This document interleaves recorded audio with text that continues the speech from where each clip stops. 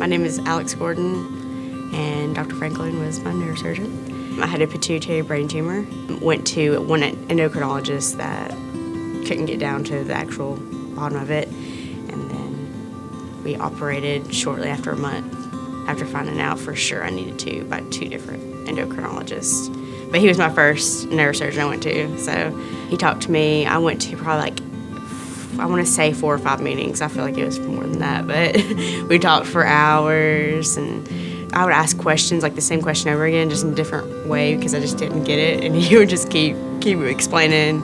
He'd get his little plastic brain and show me like how he's gonna do it and go about it, and I was just like, all right, let's do it. What was the hardest part is that mine was next to a carotid artery, and it was behind my left optic nerve. So it was in a spot that was like really difficult. So he was like, I go through your nose. So he went back behind my nose and he broke like everything back here.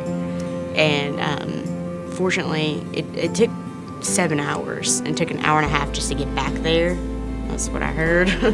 And he got to get all of it, but he would call my parents out in the waiting room every hour, or his nurses would. He was busy, but every hour that he would call and be like, she's okay, she's okay.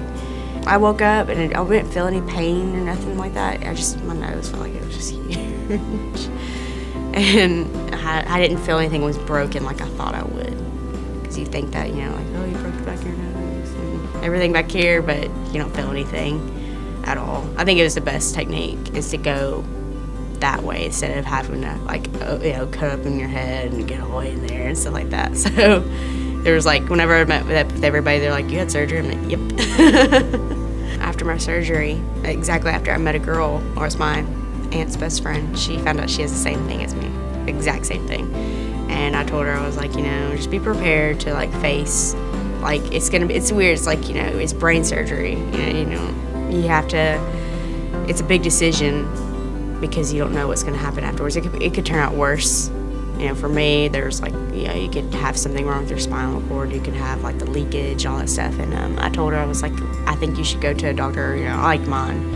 Especially when he takes so much good care of me. He'd come see me every morning, 5 a.m. and he'd call me, and he was just like, hey, you're doing good. Came back 2 or 3 days later. He took really good care of me. I'm so glad that my endocrinologist recommended me to him, because without him and his staff, I'm not really sure how I could have got past that surgery.